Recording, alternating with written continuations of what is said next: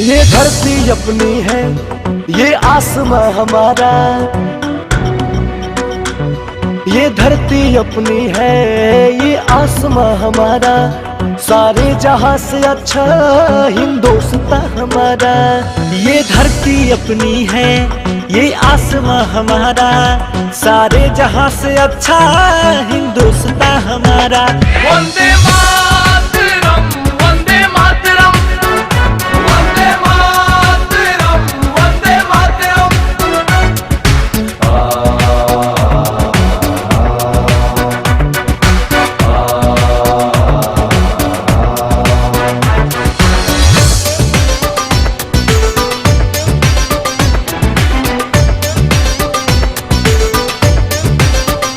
रिमझिम बरसेला सावनवा, लगले खेती में किसनवा। रिमझिम बरसेला सावनवा, लगले खेती में किसनवा। सोना के चिरई मोर देश, निकलेला माटी से सोनवा। जहाँ फगुआ पूर्वी कजरी धुन सुनाला हो, ये संस्कृति के भारत देश कहाला हो। वंदे मातरम, वंदे मातरम, वंदे मातरम, वंदे मातरम।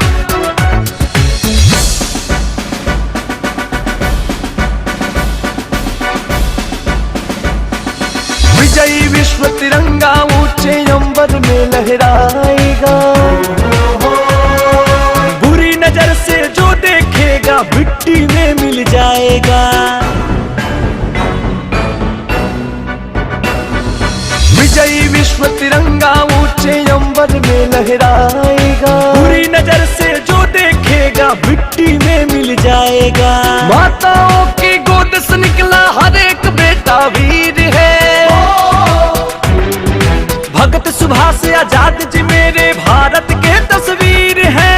भारत के तस्वीर है, भारत के तस्वीर है, भारत के तस्वीर है।